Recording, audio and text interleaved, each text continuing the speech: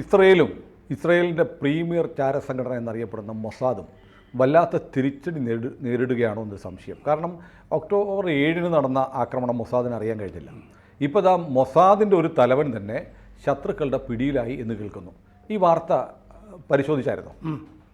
ഇത് റിപ്പോർട്ട് ചെയ്തിരിക്കുന്നത് ചൈനയുടെ സിൻഹുവ ഒഫീഷ്യൽ വാർത്താ ഏജൻസിയാണ്. അവർ ഈ കാര്യങ്ങളൊക്കെ നോക്കിയിരിക്കുന്നവരാണല്ലോ.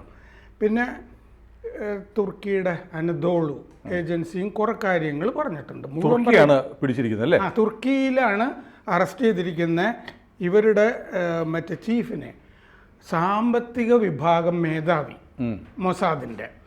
ശരിക്കും മൊസാദിൻ്റെ ബാക്കി കാര്യങ്ങളുടെ മേധാവി കെയ്റോയിൽ കഴിഞ്ഞ ഞായറാഴ്ച സമാധാന ചർച്ചയ്ക്ക് പോയിരുന്നു.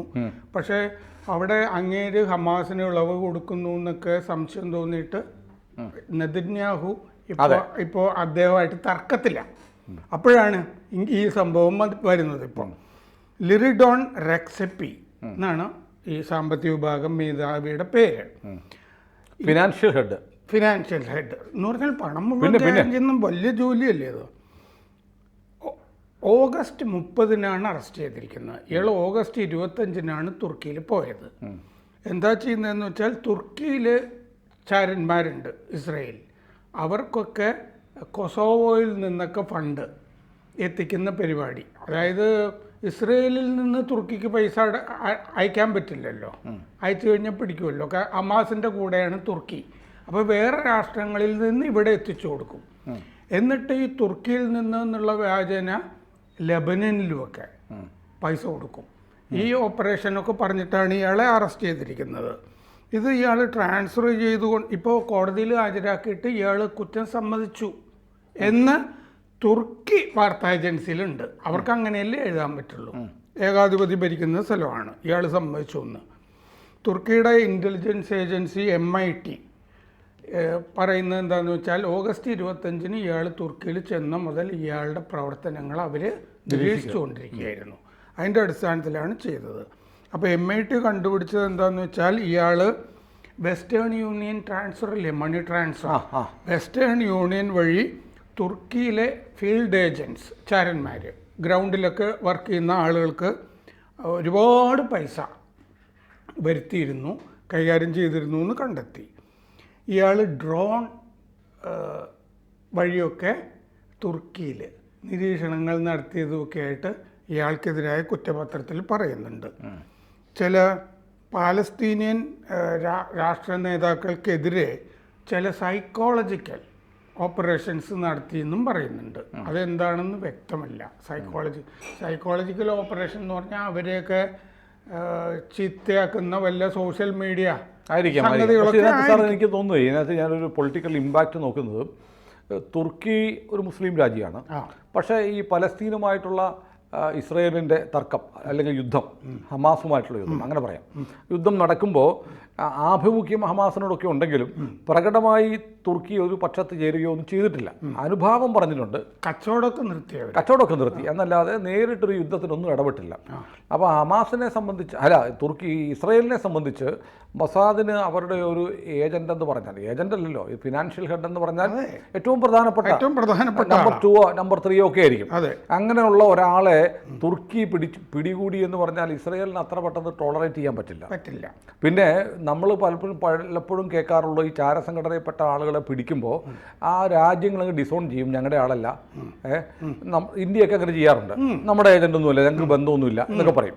പക്ഷേ ഇസ്രയേലിന് അങ്ങനെ ഒരു ശീലമില്ല, ഞങ്ങളുടെ ആൾ തന്നെയാണ്, അവനെ തിരിച്ചു കിട്ടണം എന്നാണ് പറയാറുള്ളത്. അപ്പോൾ ഇത്തരം ഒരു ഡിമാൻഡായിരിക്കും ഒരുപക്ഷെ ഇസ്രയേൽ ഇനി തുർക്കിയോട് വെക്കുന്നത്, ആളെ നിരുപാധികം വിട്ടയക്കണം. അത് തുർക്കി സമ്മതിക്കുമോ ഇല്ലയെന്നൊരു പ്രശ്നമാണ്. തുർക്കിക്ക് സമ്മതിക്കാതിരിക്കാൻ പറ്റാത്തൊരു സാഹചര്യം വേറെയുണ്ട്. നാറ്റോയിൽ തുർക്കി മെമ്പറാണ്. അപ്പോൾ പിന്നെ അമേരിക്കൻ താല്പര്യമാണല്ലോ നാറ്റോ സംരക്ഷിക്കുന്നത്. അമേരിക്കയ്ക്ക് ഏറ്റവും വേണ്ടപ്പെട്ട കുട്ടിയാണ് ഇസ്രയേൽ. അപ്പോൾ ഇസ്രയേലിൻ്റെ ഒരു ചാരസംഘടനയുടെ പ്രധാനപ്പെട്ട മേധാവികളുള്ള ഒരാളെ അങ്ങനെ ജയിലിലടയ്ക്കാൻ തുർക്കിക്ക് കഴിയത്തില്ല. അതല്ല, തുർക്കി ഇയാളെ ശിക്ഷിക്കുകയോ, ചാരവൃത്തിക്ക് മിക്കവാറും രാജ്യങ്ങൾ കൊടുക്കുന്ന ശിക്ഷ വധശിക്ഷയാണ്. മൊസാദിൻ്റെ ഒരു തലവനെ തുർക്കി വധശിക്ഷയ്ക്ക് വിധിച്ചു എന്നൊക്കെ പറഞ്ഞാൽ ഇസ്രയേൽ കയറി മാന്തും തുർക്കിയെ.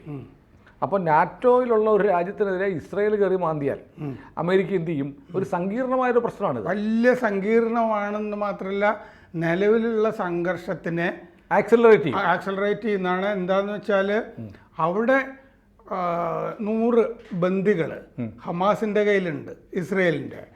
ഇസ്രയേലിൻ്റെ ആ ബന്ദികളെക്കാൾ ഒക്കെ ശക്തനായ ഒരാൾ, ഒരു സിംഗിൾ ആള്, അയാളെ ബന്ദിയാക്കി തുർക്കി വെച്ചിരിക്കുന്നു. അതാണ് ബന്ദിയായിട്ടാണ് വെച്ചിരിക്കുന്നത്. കാരണം പലതും പറയാം, നമുക്ക് തെളിവൊന്നുമില്ലല്ലോ. ഇവർക്കും തെളിവൊന്നും നിർത്താനില്ല. ഇവൻ ഇങ്ങനെയൊക്കെ ചെയ്തു എന്ന് പറഞ്ഞിട്ടാണ് തടവിലാക്കിയിരിക്കുന്നത്. അപ്പോൾ സമ്മർദ്ദം ഭയങ്കരമായിട്ട് ഇവരെന്തായാലും ഹമാസിൻ്റെ കൂടെയാണ്. ഇസ്രയേലിൻ്റെ മുകളിൽ, നെതന്യാഹുവിൻ്റെ മുകളിലൊക്കെ ഒരു അധിക സമ്മർദ്ദം, ഭീകര സമ്മർദ്ദമായിട്ടാണ് ഇത് വന്നിരിക്കുന്നത്. അപ്പോൾ അതുകൊണ്ട് സ്വാഭാവികമായും ഇസ്രയേൽ വെറുതെ ഇരിക്കില്ല. ഇസ്രയേൽ ഇപ്പോൾ തന്നെ അതിനുള്ള കൗണ്ടർ ആക്ഷൻസ് ആരംഭിച്ചിട്ടുണ്ടാവാം. അവരെന്തെങ്കിലുമൊക്കെ ചെയ്യണം. കാരണം ഈ കൊസോവോയിൽ നിന്നുള്ള പൈസ തുർക്കിയിൽ എത്തിച്ചിട്ട് വെസ്റ്റേൺ യൂണിയൻ ക്രിപ്റ്റോ കറൻസി വഴി സിറിയയിൽ ഇയാൾ എത്തിച്ചു കൊടുത്തിരുന്നു. അപ്പോൾ സിറിയ ഇതിൻ്റെ ഒരു കേന്ദ്രമാണല്ലോ. അപ്പോൾ അവിടെ ഈ ഇറാൻ്റെ 2 ജനറൽമാരെ കൊന്നത് സിറിയയിൽ വെച്ചാണ്. അപ്പോൾ അവിടെയുള്ള കൗണ്ടർ ഓപ്പറേഷൻസിന് വേണ്ടിയിട്ടാണല്ലോ ഈ പൈസ സിറിയയിലേക്ക് എത്തിച്ചു കൊടുക്കുന്നത്. ഇസ്രയേലിൽ നിന്ന് സിറിയയിലേക്ക് അയക്കാൻ പറ്റില്ല. അപ്പോൾ വേറൊരു റൂട്ട് നോക്കിയതാ. പക്ഷെ ധീരമാണ് ഈ തുർക്കിയിൽ പോയിട്ട് ഇതൊക്കെ ഇസ്രയേൽ ചെയ്യുക എന്നുള്ളത്. അല്ല, അതിപ്പോൾ പറയാൻ പറ്റില്ല. നമ്മുടെ അജിത് ഡോവൽ പാകിസ്ഥാനിൽ മുസ്ലിം നാമധാരിയായിട്ട് വേഷത്തിൽ ധരിച്ചു, എത്ര കാലം ജീവിച്ചു, പള്ളിയിൽ പോയി നിസ്കരിക്കും. ഡോവൽ ചെയ്തിട്ടുള്ള പോലെയൊന്നും വേറൊരാൾ ചെയ്തിട്ടില്ല. കാരണം മ്യാൻമാറിലോ മറ്റോ പോയിട്ട് ആ സൈന്യത്തിൽ ചേർന്നിരുന്നു. അങ്ങനെ നുഴഞ്ഞു കയറുക എന്ന് പറഞ്ഞാൽ ശരിക്കും ഒരു ഡോവലിനെ എന്നിട്ട് ഇവർ തിരിച്ചറിഞ്ഞത്, ഡോവലിന് പറ്റിയൊരു അബദ്ധം, ഈ പാകിസ്ഥാൻ്റെ ആണവ നിലയത്തെക്കുറിച്ച് പഠിക്കാനാണ് ഇദ്ദേഹം അതിന് ചുറ്റും കൂടിയിരുന്നിട്ട് അവിടുന്ന് അദ്ദേഹത്തെ തിരിച്ചറിഞ്ഞത് മുടി വെട്ടുക മറ്റോ ചെയ്തപ്പോഴാണ്. അത്ര മുടിയിൽ നിന്ന് തിരിച്ചറിഞ്ഞു എന്നാണ് പറഞ്ഞത്. അപ്പോൾ ഈ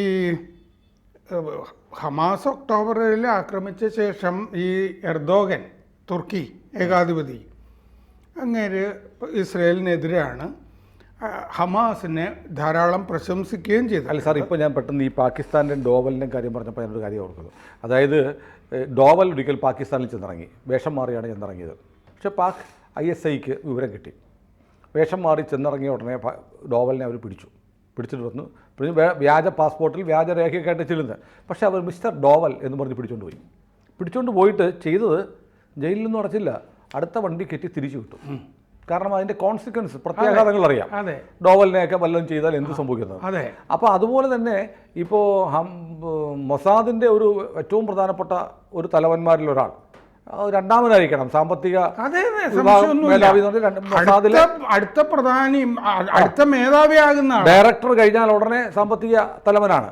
അദ്ദേഹത്തെ പിടികൂടി കഴിയുമ്പോഴത്തേക്ക് അയാളെ ജയിലിലടച്ചത് തന്നെ തുർക്കി കാണിച്ചൊരു സാഹസമാണ്, ഭയങ്കര സാഹസമാണ്. അപ്പോൾ തുർക്കി എന്ത് ഭാവിച്ചാണ് അങ്ങനെ വീണ്ടും ജയിലിലടയ്ക്കാനും പീഡിപ്പിക്കാനും ഒക്കെയാണ് തുർക്കി ശ്രമിക്കുന്നെങ്കിൽ ഇസ്രായേലിൻ്റെ ഭാഗത്ത് നിന്നുണ്ടാവും. പക്ഷേ ഇസ്രായേൽ നാറ്റോ, ഞാൻ നേരത്തെ പറഞ്ഞ നാറ്റോയിലെ മെമ്പറാണ്.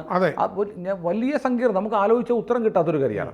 പക്ഷേ ഒരുപക്ഷെ അറസ്റ്റ് ചെയ്ത് ജയിലിലിട്ടിരിക്കുന്നു എന്നൊക്കെ പറയുന്നത് നമ്മൾ വിചാരിക്കുന്നത് ജയിലിലൊന്നും ആയിരിക്കത്തില്ല, ഏതെങ്കിലും ഹോട്ടലിലോ വീട്ടിലോ കൊണ്ടായിരിക്കും പാർപ്പിച്ചിരിക്കുന്നത്. അങ്ങനെയൊക്കെ വരാം. പക്ഷെ തടവില്ല. കോടതിയിൽ ഹാജരാക്കുകയും ചെയ്തു. ഇയാള് കുറ്റം സമ്മതിച്ചു എന്നും പറയുന്നുണ്ട്. പക്ഷെ അതിൽ മിസ്റ്ററി എന്താണെന്ന് വെച്ചാൽ ഇയാൾ ഓഗസ്റ്റ് 25 അവിടെ പോയിട്ടുള്ളൂ. അയാൾ ഹീസ് നോട്ട് സ്റ്റേഷൻ ദർ. 25 പോയി 30-ാം തീയതി പിടിച്ച് അറസ്റ്റ് ചെയ്യുകയും ചെയ്തു. അതിൻ്റെ ഇടയ്ക്ക് അയാൾ ഇത്രയും ആക്ടിവിറ്റീസ് ഈ പറയുന്ന അത്രയും ഒക്കെ ചെയ്തിട്ടുണ്ടാകുമോ? ചെയ്യാൻ പറ്റുമോ? കാരണം ബാക്കിംഗ് ഉണ്ടല്ലോ, വലിയൊരു സേനാ വിഭാഗവും കാര്യങ്ങളും ഒക്കെ ഉണ്ട്. അപ്പോൾ ഈ ഹമാസിന് വേണ്ടി എവിടെ വേണമെങ്കിലും, ഇസ്രയേലിൻ്റെ ഷിൻബത്ത് ഏജൻസി പറഞ്ഞിരുന്നു, ലബനനിലോ തുർക്കിയിലോ ഖത്തറിലോ എവിടെ വേണമെങ്കിലും ഞങ്ങൾ കയറി ആക്രമിക്കുന്നൊക്കെ പറഞ്ഞിരുന്നതാണ്. അപ്പോൾ ഇസ്രയേലിന് അതിൻ്റേതായ പ്രിപ്പറേഷൻ ഉണ്ട്. പക്ഷേ ഇസ്രയേലിൻ്റെ ആഭ്യന്തര പ്രശ്നങ്ങളുണ്ട്. ഇപ്പോൾ സമരങ്ങൾ, പണിമുടക്കുകൾ, റാഞ്ചുകളെ. അപ്പോൾ റാഞ്ചുകളെ എങ്ങനെയെങ്കിലും ബന്ദികളെ എങ്ങനെയെങ്കിലും ഇങ്ങോട്ട് മേടിക്കണം ഹമാസിൻ്റെ കയ്യിൽ നിന്ന് എന്ന സമ്മർദ്ദം അവിടെ വരുമ്പോഴാണ് ഇത് പിടിച്ചിരിക്കുന്നത്. അല്ല, ഇതിനകത്തിപ്പോൾ ബന്ദികളെ ഖത്തറും ഈജിപ്തുമായിട്ട് കഴിഞ്ഞ ദിവസം ബൈഡൻ ചർച്ച നടത്തി. ഇത് ഒത്തുതീർപ്പാക്കുന്നതിനെ കുറിച്ച്. പക്ഷേ ബന്ദികളെ വിട്ടുകൊടുക്കുന്ന കാര്യത്തിൽ തീരുമാനമാവാതെ ഒരു നടപടിയുമില്ല എന്ന് നെതന്യാഹു അസന്നിഗ്ധമായി പറഞ്ഞു കഴിഞ്ഞു.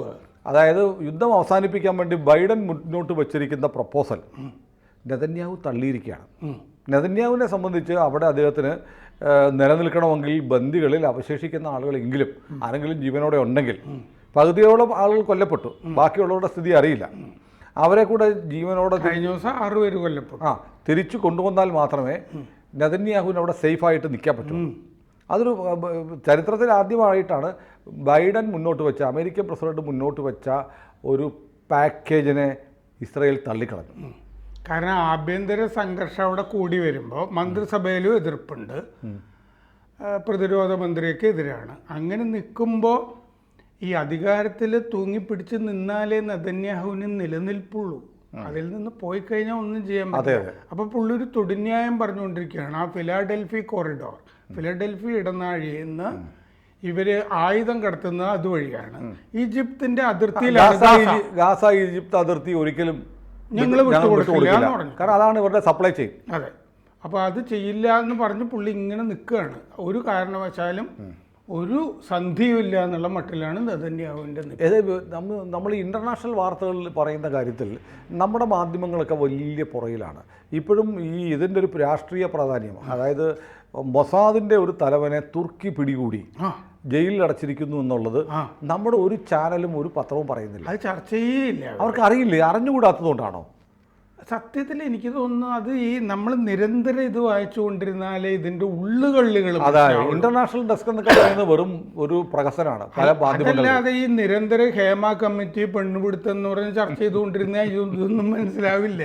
ഇത് സ്ഥിരം നമ്മൾ അന്നത്തെ 4-5 ലോക കാര്യങ്ങളെങ്കിലും വായിച്ചുകൊണ്ടിരിക്കുന്നത്. ഏതായാലും വലിയ രാഷ്ട്രീയ പ്രാധാന്യമുള്ള ലോകത്തെ വളരെ സങ്കീർണമായ ഒരു കുരുക്കിലാണ് മൊസാദും തുർക്കിയും ഇസ്രയേലും പെട്ടിരിക്കുന്നത്.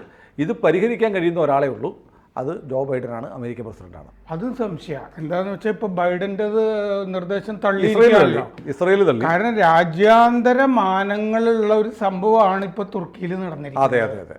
അതെങ്ങനെ ആ കുരുക്ക് ഇസ്രയേൽ അഴിക്കുന്നു എന്നുള്ളത് ശരിക്കും നോക്കി നിൽക്കേണ്ടതാണ്. അതെ, എങ്ങനെ അയാളെ രക്ഷപ്പെടുത്തി കൊണ്ടുവരാൻ പറ്റും എന്നുള്ളത്. അല്ല, ഇസ്രായേൽ എന്തെങ്കിലും ചെയ്യും, ചെയ്യാതിരുന്നൊരു പാരമ്പര്യം ഇസ്രായേലിൽ. ബന്ദികളുടെ കാര്യത്തിൽ ചെയ്യാൻ പറ്റിയിട്ടില്ല. അത് പക്ഷെ അതിന് പകരം 250 ബന്ദികൾക്ക് പകരം ഇപ്പോൾ 70,000 എത്തുന്നു തോന്നുന്നു. 100 ബന്ദികൾ, അതിന് പകരം ഇപ്പോൾ 43,000. അത് ഒഫീഷ്യൽ കണക്കാണ്. അതെ, അനൗദ്യോഗിക കണക്ക് വേറെ. പരിക്കേറ്റ ഒരുപാട് ആളുകളുണ്ടേ. മറ്റേ വാക്സിനേഷൻ കഴിഞ്ഞ ശേഷം ഉടനെ വീണ്ടും ബോംബ് ഇട്ടു. അവിടെ വാക്സിനേഷൻ എടുത്തവരുടെ കാര്യം പോലും തീരുമാനം. അതാണ് പ്രശ്നം. അല്ല, വാക്സിനേഷൻ കൊടുക്കണമെന്നല്ലേ UN പറഞ്ഞിട്ടുണ്ടായിരുന്നുള്ളൂ, WHO പറഞ്ഞിട്ടുള്ളത്. അത് കഴിഞ്ഞ് ബോംബിടരുതെന്ന് പറഞ്ഞിട്ടില്ലല്ലോ.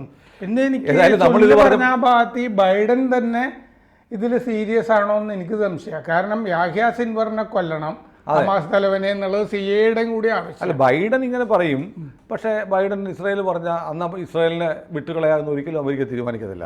അപ്പം ബൈഡൻ ആദ്യമേ വിളിച്ചു പറയുമായിരിക്കും നെതന്യാഹുവിനോട്, പരസ്യമായിട്ട് ഇങ്ങനെ പറയും കേട്ടോ, ഒന്നും വിചാരിക്കണ്ട എന്ന് പറയുമായിരിക്കും. അതായിരിക്കാം. കൂടുതൽ വാർത്തകളും വിശേഷങ്ങളും നിങ്ങളിലേക്ക് എത്താൻ ABC മലയാളം സബ്സ്ക്രൈബ് ചെയ്യുക, ബെൽ ബട്ടണും അമർത്തുക.